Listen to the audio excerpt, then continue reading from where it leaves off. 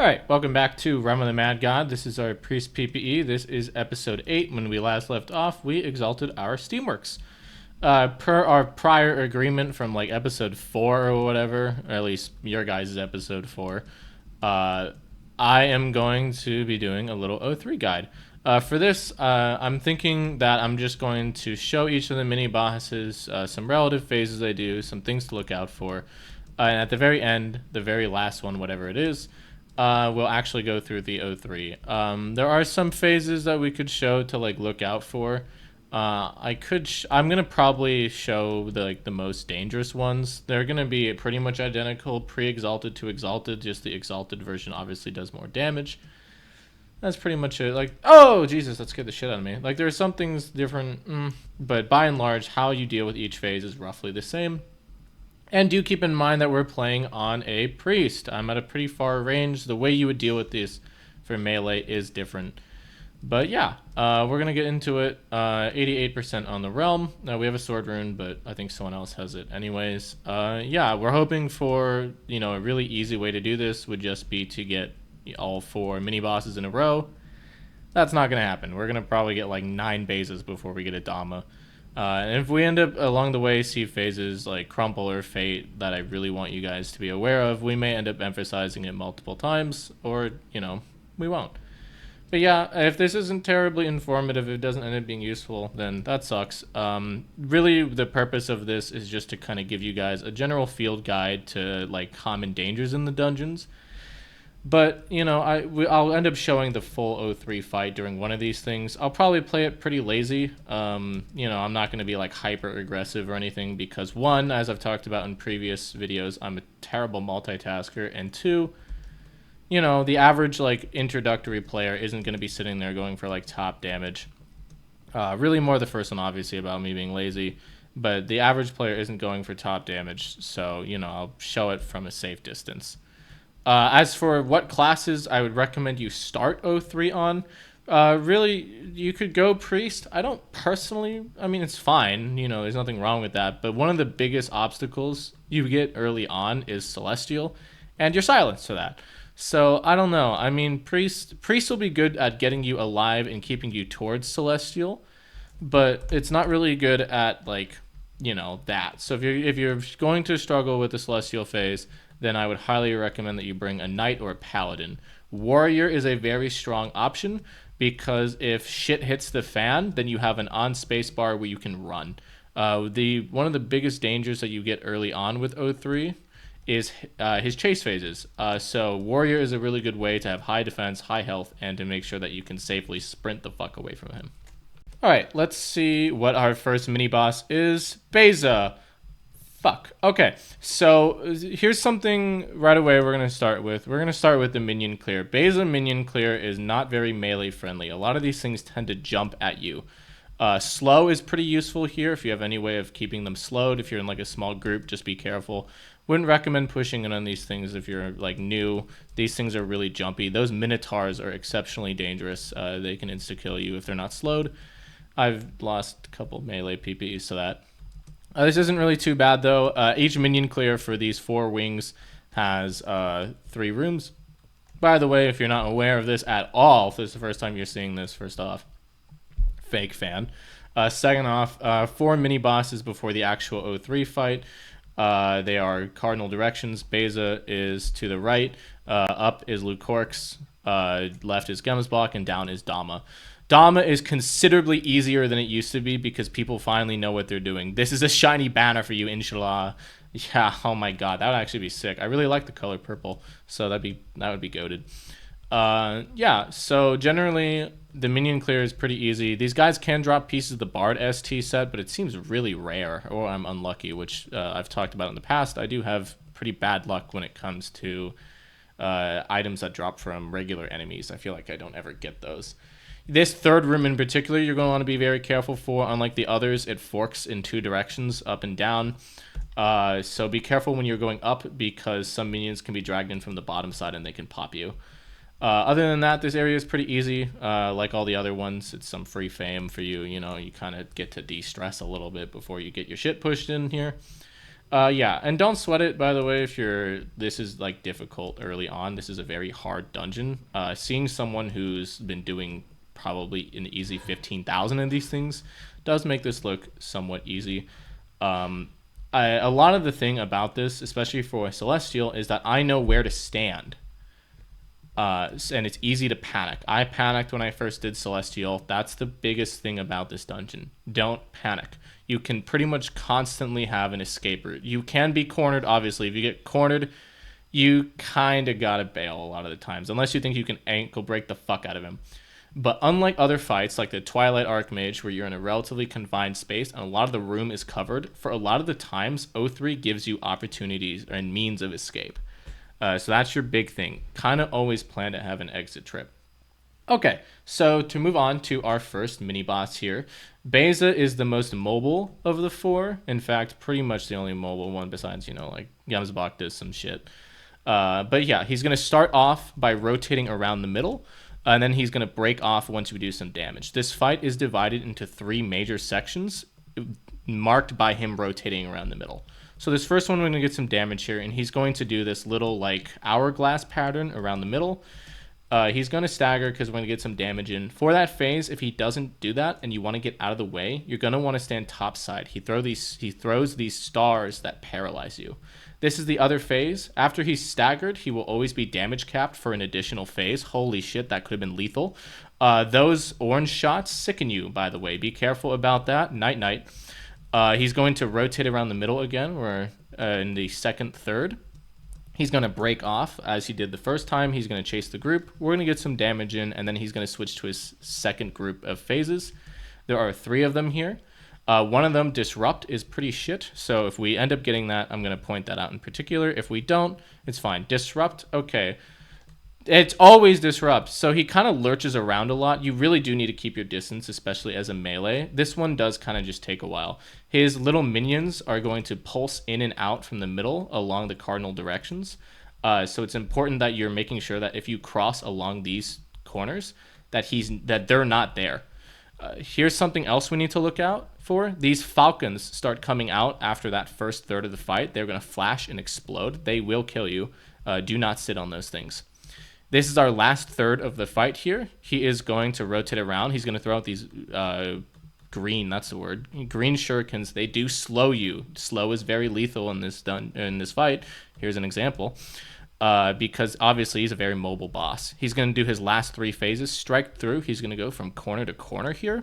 It's a pretty okay damage phase. Right there, he may stagger. And he's going to die here, which is a bit of a shame because we don't have an opportunity to see the other phases. Oh, if we get control, he's going to do a box around the room.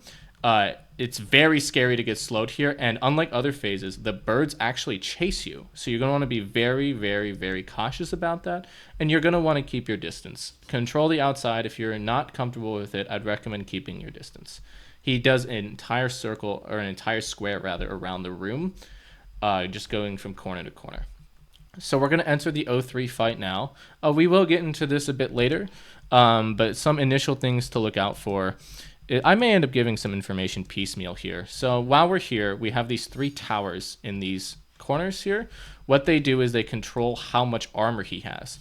If all 3 towers are down, pre-Celestial, that means he's armor broken. If 1 tower is up, he's armored, and if 3 are up, he's invulnerable. Or rather, if 1 is up, he's just got neutral defense, which I think is like 60. If 2 of them are up, he's armored, and if all 3 of them are up, he's invulnerable. After Celestial, that changes. We'll talk about that later. This first little section of the fight is pretty easy. We're going to talk a bit more about what each of the sections are and what they mean later. But for this time, we're just going to generally talk about like towers and how like the progression of that works. The first half of this fight is actually rather easy. So while this is going on, we're going to talk about the other concept, which is guards versus staggers. Half of his phases go into a guard, which is when he puts his shield up like that. If you keep shooting him for too long there, he will counter, which means the entire room is going to be blanket silenced for 30 seconds. Staggers, the other half of the phases, strike you down. This is a stagger phase. So if we do enough damage, similar to Beisa, he's going to fall down and we can do damage. The important thing about a stagger is at the end of it, he will always put his shield up, and this is a counter. There used to be 4 different types of counter. There used to be quiet, weaken, sicken, and what was the 4th?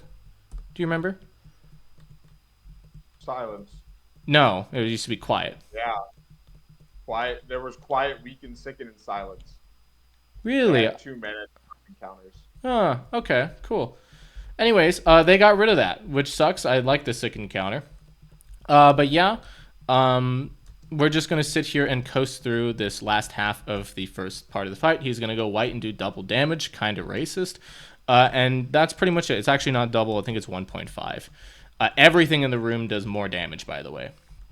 That's pretty much that. Fate, this is a very bad phase if you don't have a decoy. Let me see if we can get close enough to see the shots. Those shots do 350 base damage. So if you're anything under 700 health, obviously you can do the math. He will 2-tap you.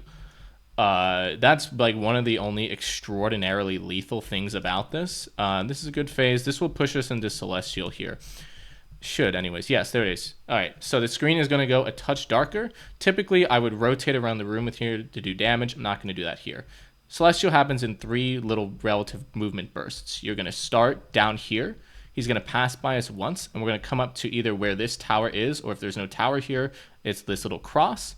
We're going to stay here for 2 gaps, or 3. You could also move up to where the other part of the group is up here, or you could stay down there for that entire time. That's how I do Celestial. Again, it looks easy when it's I've done like 15 or 16,000 of these things or whatever.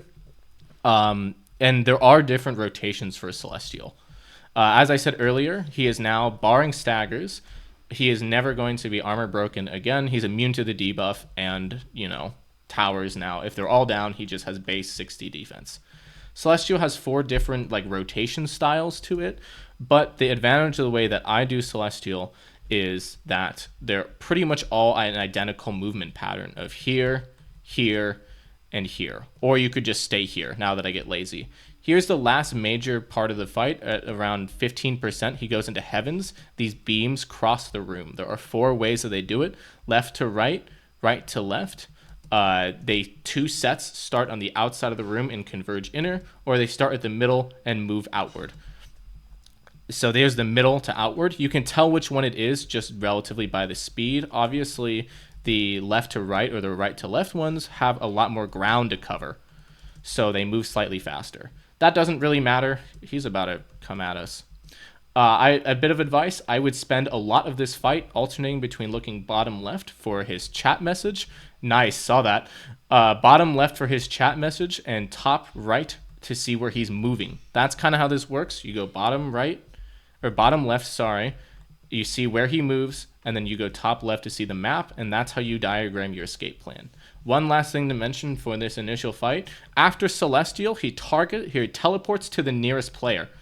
That's something to look out for. If you're soloing, there is a range limit on that, but I think it's like 3/4 of the room. So he can still clear quite a bit of it.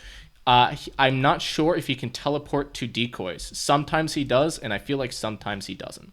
He dies at anything less than or equal to 5 health, and that's just kind of a general progression of the fight. For the next 03 we're going to do a little bit more in-depth on some of the phases. I don't know. This isn't really a planned video. I'm just going to kind of give you as much information as I can. I got a red bag. That's exciting. You get anything?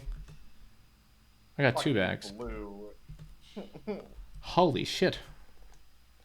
Huh. What'd you get? That was interesting.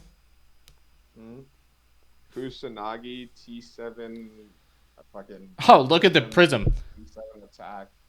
I mean, who else is going to use it? Oh, wow, yeah. Yeah, wow. Okay, yeah, none of that's useful. That could have solved a lot of my issues right there. Obviously, the T7 health ring wouldn't have mattered, but a T7 tome and a retribution would have been cool. Yeah, another interesting thing of 03, similar to Steamworks, it has a 50-50% chance of giving you a second exalt, which is obviously useless to us. But yeah, that's just kind of a general breakdown of the fight. We did miss one major phase grouping there, which is dance. We're going to talk about it a bit more because that's an actual genuine hazard. So when we start talking about some of the actual like scary shit, we're going to go into dance then too. And that dance happened really fast. So that's it for like the general breakdown. And now we're going to try and go a bit more specific. Is there... that O3 is closed. Okay. Oh, wait, did they take you off leave? Oh, they took you. All right, well, W, we can post up. Okay, Dammah. Like I said earlier, this one is a lot different than it used to be. This used to be like a legitimate threat, and you wouldn't be wrong if when you're new to this is definitely probably the hardest of the 4 off rip. One thing to initially keep track of, that at the beginning, if you shoot him, he's gonna he'll sicken you and then he'll do his little knife wall phase. I'm gonna be honest with you, there's pretty much no way to avoid that. One, so many people know how to do this that it's borderline just a phase. I think the last time I saw a run with no knife wall was like 2 years ago. So treat this as a normal phase and just don't panic. Again, you're just looking for gaps here. Knife wall can be pretty scary off rip, but calm your tits. Okay, so we're just going to go through the minion clear real quick here, and then I'll show you how to get through knife wall. Okay, so a little bit of advice for this knife wall. Go top side and rotate your screen towards him. The bottom side has more people. If you have a weird computer or you frame lag, you're going to get a lot less of that here. You can also just generally see better. You're probably not going to get a paladin buff. But yeah, like I said, we are sickened. There are gaps between these knives. They do 200 armor pierce apiece. You're generally just going to want to try and stay as close as possible to him here, because that means if you get something like this, you can back up and you have more room to move. You see what I mean by that? Where we stayed close and then we got this huge wall and we had to back up and reorient. When you do the knife wall, we're going to probably end up seeing another one here if we counter. But if not, you can stagger him. Like I said, we're rotating through this, but you can stagger him if you do enough damage. We'll see it here. Yeah, Gak, no. He's going to do that armor break again. We saw a couple little phases there. You saw me rotate through those tentacles. That's pretty much it. So you're going to want to move down slightly when you cross. You see how I'm tapping my down button? Oh, okay. Well, that's wraps. Hey, bud. How you doing? Oh, you lived. Okay, half health, miasma. I'm going to zoom my screen in for this. We're going to all group up bottom side, at least ideally. And all these green arrows sicken you. We're just going to kind of sit here and slowly micro-dodge through this. The gears silence you, so if you're a priest of the Fury, be careful about that. Just kind of keep your distance. The further out you are, the larger angle you have to dodge. But if you're low speed, you're going to want to stay close to him so that you can move faster. That's pretty much it. This phase, we're just going to sit in a group here. Like I said, this fight is very fast now. It's a very fast fight. This used to require much more in-depth explanation. Tricksters can decoy this up and down, by the way, so these arrow shots don't shoot us. Disintegrate, if you're ranged, you can push in for this. Melee, you can just kind of rotate near him and get some damage off. Be careful, though. These portals do a lot of damage, and they can line you up. But yeah, like I said, this fight is a lot faster than it used to be. And I used to like sit there and like actively would have to explain everything. Nowadays, people know how to push in for Dammah well enough that your only real fear is that sickened knife wall. Everything else is pretty workable. We're gonna hope for a white bag here, but I'm pretty unlucky. I don't really get shit from Dammah ever, so this would be a highly unusual exception. Okay, that's a no. Don't even know what I got. I got a blueprint. Okay, cool. Cranium blueprint. Okay. Cranium's not very useful to us. We have too much range. Okay. Well, that's pretty much it for 2 of our mini bosses there. Yeah, really not too bad. If there's anything that I don't explain or you struggle with and you want to, Zero, that's funny. No, that's typical. If there's anything like you have questions about, you can ask in the comments and I or someone else will answer it. If it doesn't show up in this. Know to run, by the way, and accept your fate. These are 2 of our really bad chase phases. So you're really going to want to kind of try and keep your distance from that. Fate will eventually kind of stop moving, but sometimes it doesn't. Fleeing is another chase phase. So those know to run, accept your fate, and fleeing is futile are 3 really, really scary phases. You really want to look out for those, especially post-celestial, when he fucking teleports to you, because he can come right on top of you. Dominance is our first actual phase group here. This is when the portals come out. Portals just do damage and pet stasis you. You do not ever want to walk over these things. There are different portal rotations, and once you're more comfortable with this dungeon, you start to become more familiar with them. But off the start, just assume that if you sit on a portal, it will kill you. Celestial, if you walk backwards directly towards the wall like this, the portals along the outside will insta-kill you.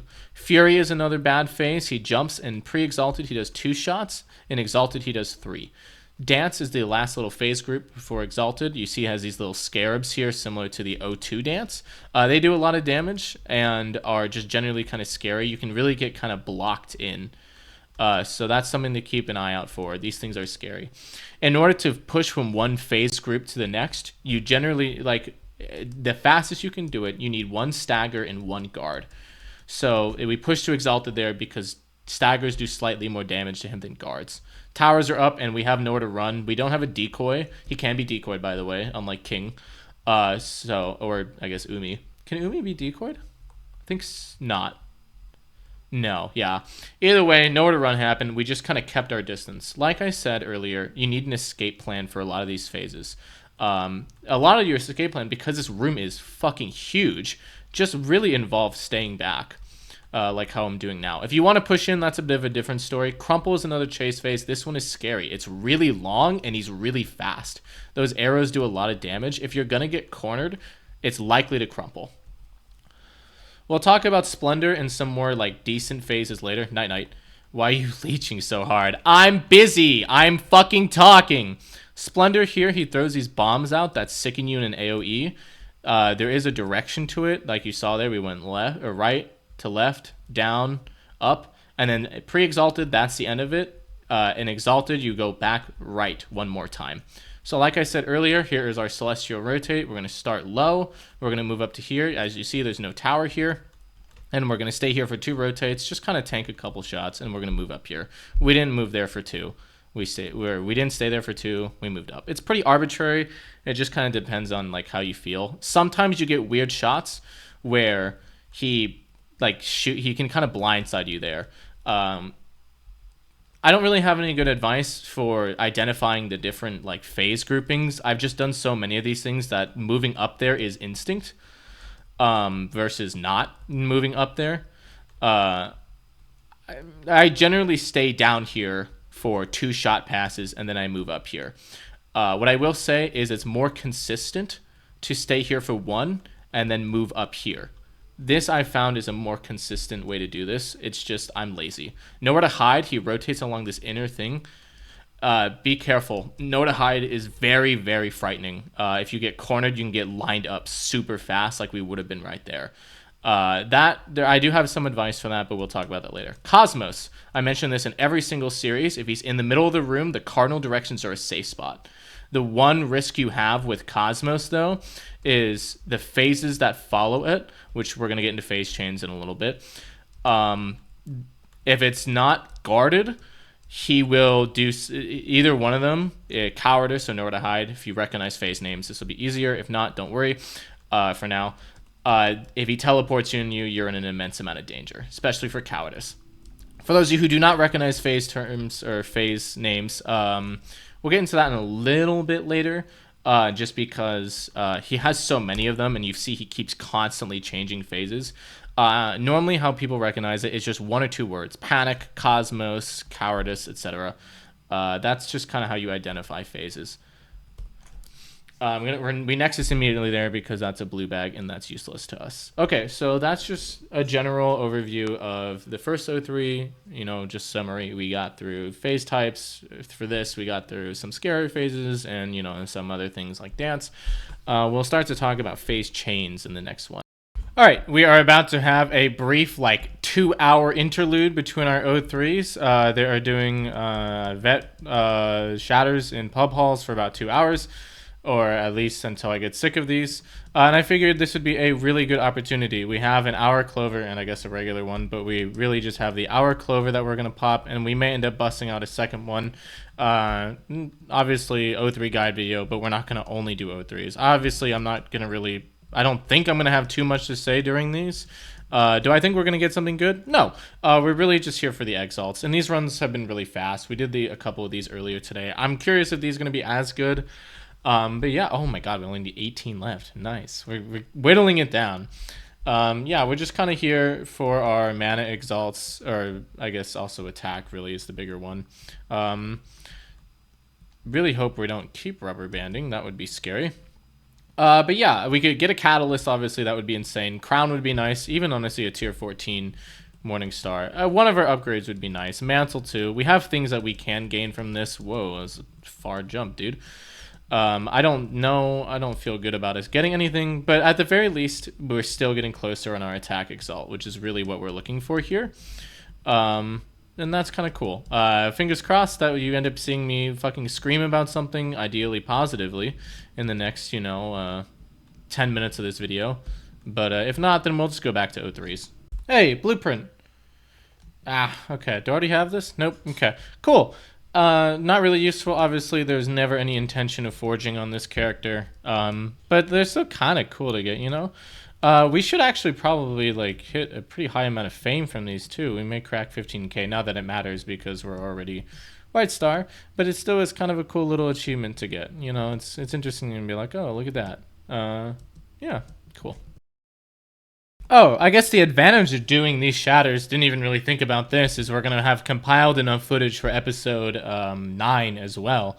That's perfect. Okay, hang on. We're just recording 2 episodes in one here. Yeah, that's going to be a bit interesting to edit.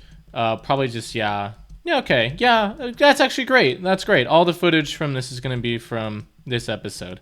That's convenient. That's really convenient. And it does mean I was worried that I'd have to, dig through episodes 5 and 6.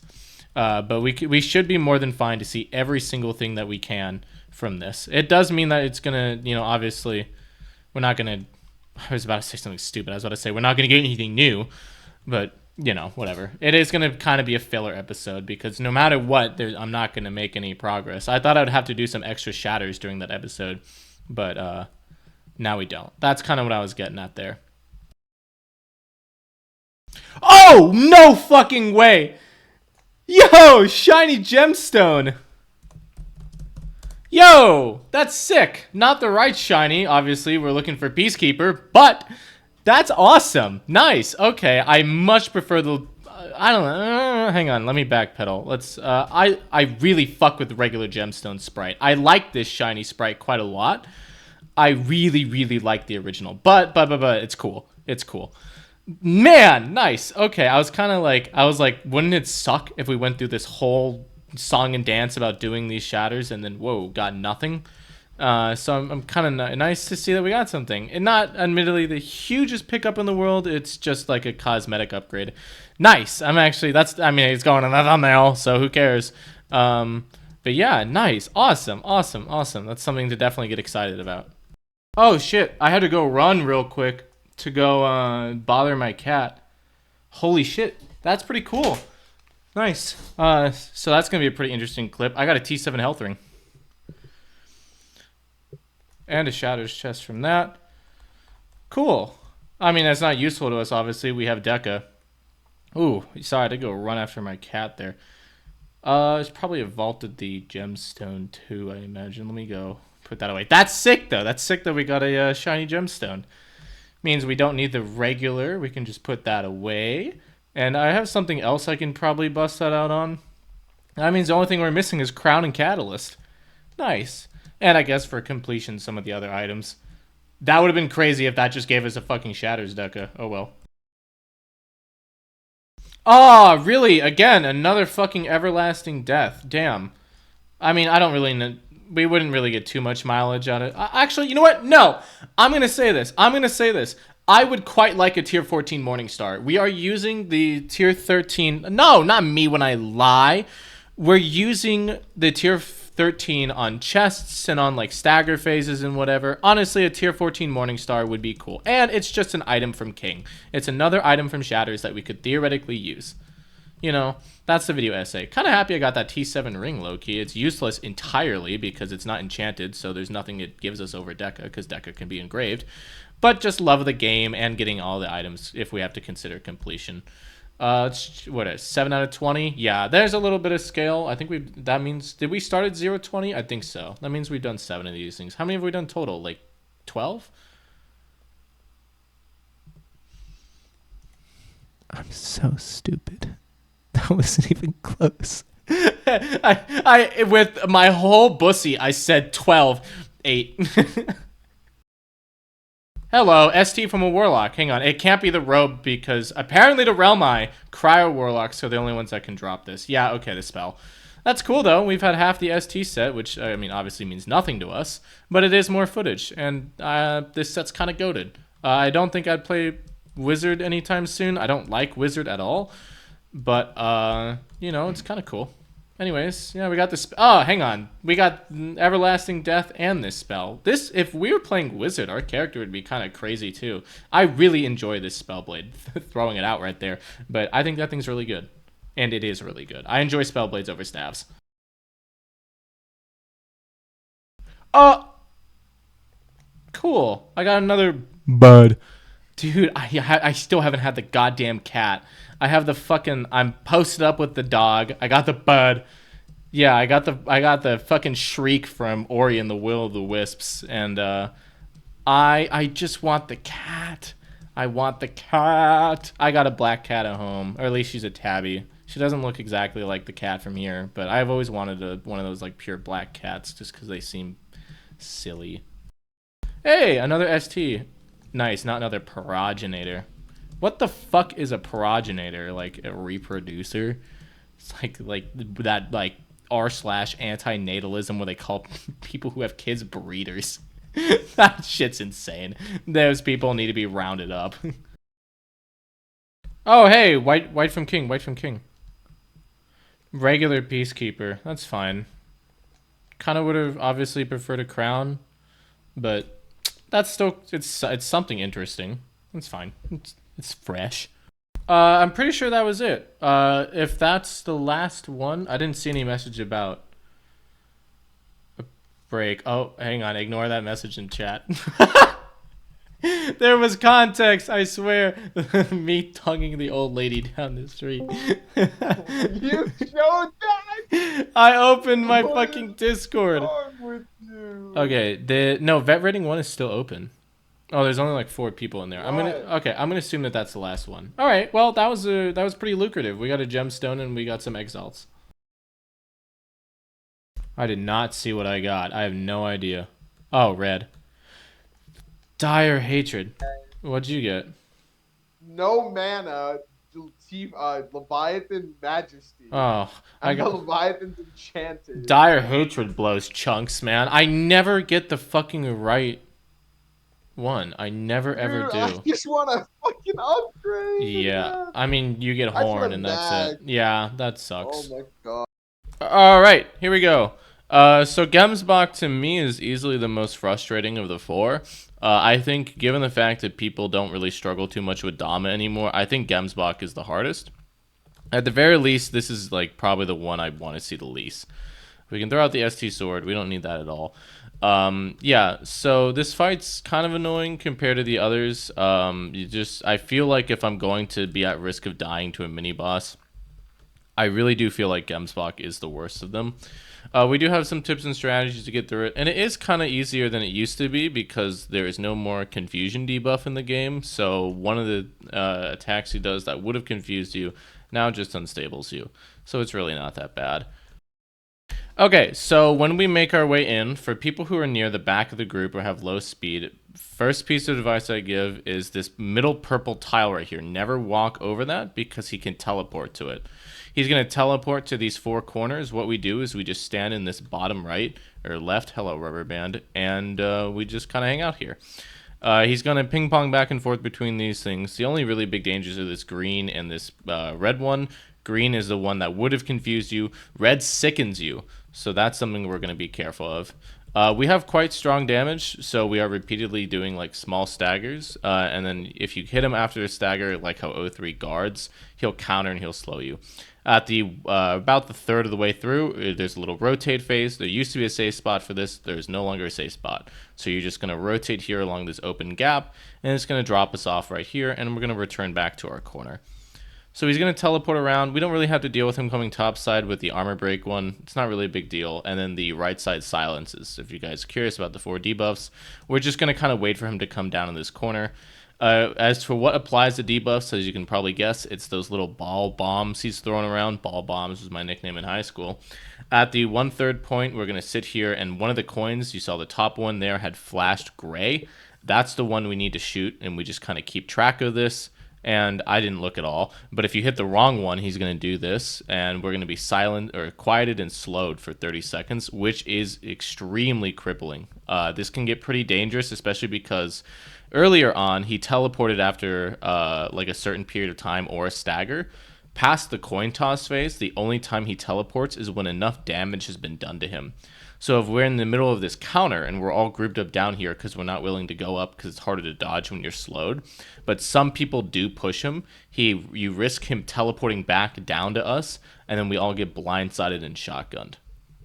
But that hasn't happened yet, and he goes back to middle at 10%. Like I said, this counter is 30 seconds. It is over, so we're going to go move back in.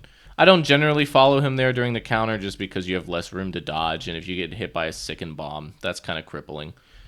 So we're going to wait for him to hit 10%. You can group up bottom left or bottom right or top left. I typically go top left for this. It's just the safest place to be for this. Watch out for those small star shots. They petrify you. Let's show an example. Those, watch out for those. They do petrify you. That's pretty much it. It's a pretty short fight. All the O3 mini bosses are rather short. There's like not really much to say about any of them beyond the like most common dangers. And now we're going to get into one of the last major parts of O3 for this video, which is phase chains. So how this works is every single phase he does, what he does after it isn't random. He has 4 different phase types he can go into. 2 if you don't guard or stagger him, and then 2 if you guard or stagger him, with obviously it only being 4 because stagger phases can't guard and guard phases can't stagger, if you see what I mean. So right now we have Fury jumps, and if we guard this, or sorry, idiot, if we stagger this, I don't remember what it goes into, but if we don't, it will go into either Cosmos or Splendor. So that's kind of something that helps you with recognition. Generally, you don't really need to know phase chains if you have no intention of leading. There are some to keep an eye out for, but a general rule of thumb is if a phase looks scary, the ones that follow it are probably going to be scary too. Nowhere to run, either the guard or the base. All of the phases that follow it are kind of shit. I think actually one of the guarded ones is strike you down. Yeah, okay, so that's not too bad. But like I said there, and there's a pretty clear example, you can see that a phase that he does is guaranteed to go into a different phase. If he resets toward middle, either for a new phase grouping or just naturally, he resets middle, or he has a chance to reset middle after every second phase, then it will obviously be random. That's pretty much it. If that doesn't make sense, then that's kind of the only way I really know how to explain it. But here's another example. We have fleeing here. Fleeing, if he is not guarded, will either go into crumple or panic. There's crumple. Crumple can go into good phases unless it's guarded. If it's guarded, it goes into 2 bad phases. But if it's not guarded, it goes into panic or splendor. Yeah, it doesn't make sense. Fuck you. Okay, there's Celestial. But yeah, there are some phase chains that you really want to keep an eye out. Fate, Gaze, Fleeing, and one of the Nowhere to Run, all pretty much, off the top of my head, go into bad phases. So that is something to be very keenly aware of. Some of them go into good phases, like Crumple can go into Panic or Splendor, nice rubber band. And there was another example, by the way, of us staying down at the tower for all 3 following rotations beyond that first one. So like I said earlier, you can either stay at the tower or you can move up here. The choice really is yours. But yeah, Splendor or other Splendor, Panic. Panic's a pretty decent phase. It can be sketchy. It does quite a lot of damage and you can be cornered pretty easily. But yeah, that's pretty much it for phase chains. And really, that's all there is to the fight. There's not really much beyond that, just in terms of like advice I can give. For the rest of it, it is just kind of raw recognition of what you need to do, can you imagine if he went straight down? That would have killed us. Thank you, Rubber Band. It's just recognition of how to like form your escape plans for the really bad phases, recognizing what phases are good versus bad, i.e. Nowhere to Run is a very bad phase, but something like Strike You Down is not a bad phase. It's a pretty good DPS phase. Yeah, that's pretty much it for that. We're going to very quickly wrap up with Leucoryx whenever I happen to get one of those. And I don't really have anything beyond that. I could just show an entire fight, but I don't really want to do that. This video is getting long enough. Annihilation, that sucks. Okay. Yeah, it's pretty much the size of it. What the fuck? What the fuck? Smegma! Not even close. Bro, aim for the dartboard and hit the fucking wall. Holy shit. Smegma.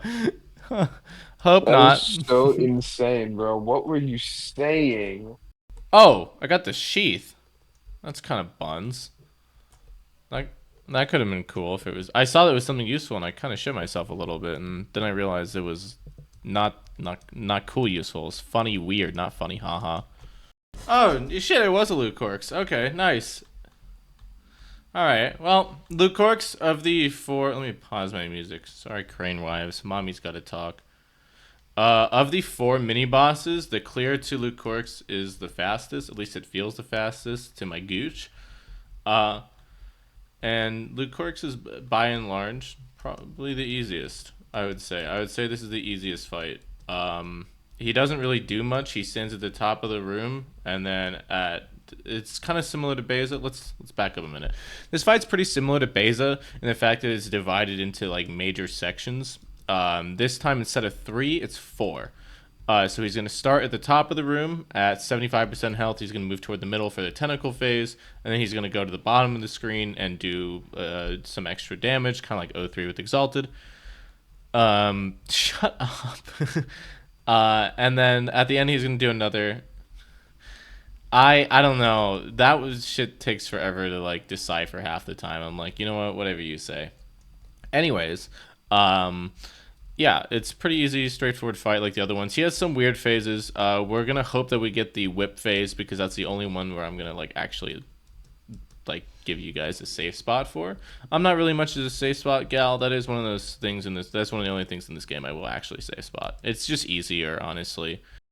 All right, so he is gonna start at the top of the room. Got my homeboy here decoying. If he's decoyed, this fight becomes a lot easier. These shots boomerang. They typically obviously pointed at us. So just be careful with that when they're not decoyed. Be careful that these we're just gonna strafe left to right. It's best to stay close to him here. Watch out for the green pinwheels on the side from the first and third phase. They do sicken you.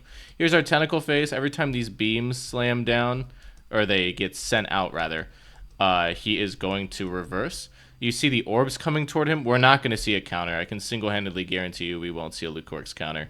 But, yeah, if they come towards him, he gets countered. There's the shot shooting towards us. They're going to boomerang there in a sec. See if we see the whip. Here it is. We're going to stand in the middle of this L. We're going to stand right in the middle of the L. Let's get out of the way. Let's pop our loot boost, and we're going to do our other rotate phase. Here we go. Let's see if we get anything from this. My money is on no. Why is it taking him so long to die? I got a Star Mother. Okay, full circle there. That's pretty much it for that Leucoryx. Yeah, it's pretty easy. The only thing you need to know is to stand in the middle for that whip phase. That's pretty much it. Everything else can be decoyed or can be dodged. Something you really want to keep an eye out for is this inner portal rotate where they shoot these shots out. That is not a good place to be. Cosmos in the top right. We're just going to chill lower here, and we're going to do our Celestial. He ain't up slumming his dog. Yeah, watch out for that inner portal rotate. It can very easily pop you. If you walk over a portal, nothing besides invulnerability, I don't think anything could save you there. Maybe if you were like a really stacked knight and you were doing an O-Mania, you'd survive it. But other than that, assume that that is an insta-kill. Nice rubber band. Always got to happen during Celestial. If anyone is complaining about the fact that I have not shown a full 03 fight, sorry. I was kind of hoping we would get more cool shit happening during these runs, but by and large, I don't think I've had a single moment on this character, with a couple exceptions, where I've been in legitimate active danger. Sorry equals I don't care. No, I was going back and forth because for the Shatters video, I'm showing every single phase of all bosses. So the Shatters is going to be a complete walkthrough. This isn't, just because, one, this fight is a little bit longer. Two, there's so much more that happens. If I show one entire fight, you're probably not even going to see half the phases. So this is something for O3 as opposed to Shatters. O3 is something that I encourage people to practice as much as they can on their own rather than relying on guides. Like, I can give you a bunch of technical information, but when it comes down to what to do for individual phases, it's not like it is for Shatters. What'll help with this is just personal experience and practice. Cosmos guards, I really didn't want to push into that, by the way. Sometimes that phase can sandwich you here. You can get kind of caught. And you really don't want to be caught in Cosmos. He's dead. Oh, that sucks, dying right at the end. Yeah, Cosmos can be very, very dangerous. It tends to line you up. Just one thing to keep in mind is that the Cosmos reigns are not random. They're all in a set point from him. And we're going to probably get a blue bag to wrap it up. We did get a blue bag to wrap it up. We got some Astro Arcanus tokens, but that's useful. Or useless, rather. And it's fine. All right, well, that's it for this episode.